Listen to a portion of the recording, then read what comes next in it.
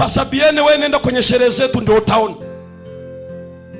Uone wale wanaoshika meza ya Bwana, wale wanaoshika vyombo vya kutolea sadaka, wale wanaojifunga vitambaa kichwani, wale wanaovaa tai, wanaitwa wazee wa kanisa, wale wanaitwa mashemasi, wale wanaitwa viongozi wa idara. Saa hiyo hakuna mtu kama namna hiyo. Wanaishi kama dunia yenyewe furu.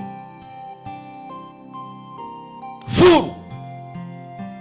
Hao. Na ni vijana ndani ya kanisa, ni waimbaji ndani ya kanisa, ni wazee ndani ya kanisa. Saa hiyo usimame useme acheni mambo haya, hakuna atakusikia. Utakuwa wewe mshamba, wao wanakuwa wa mjini. Nenda tu, wanaona hapa kama wanakuona. Kutana nao kwenye ukumbi, nguo ni za hapa, wanatugawia mapaja asubuhi mpaka jioni. Utafikiri mswaki na Colgate. Nguo zina x-ray, maziwa yote yako nje kama ng'ombe wa maziwa anayekamuliwa. Wote wanakuwa namna hiyo. Ni muziki nao pigwa ni ile ya ovyo. Mimi nawaambieni ukweli, hii aibu ni mbaya sana sana. Saa hiyo hakuna hao watu wafuni mitambo hapa, ni wa hapa tu kwenye makambi, kwenye sherehe zetu za harusi hawatakiwi. Hapo wameleta yule, maana hiyo ni mchezo wa biko kwenye sherehe zetu.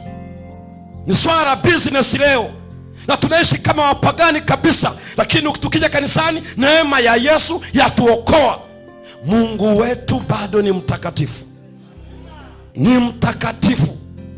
Anaita washiriki wa Kizota wawe na utakatifu, maana Mungu wetu ni mtakatifu. Amen. Ndicho msukumo wetu, ndicho janosimama. Wakikudanganya kijana ya kwamba vijana wote wameoza, usikubali. Mungu ana watu wake hata sasa.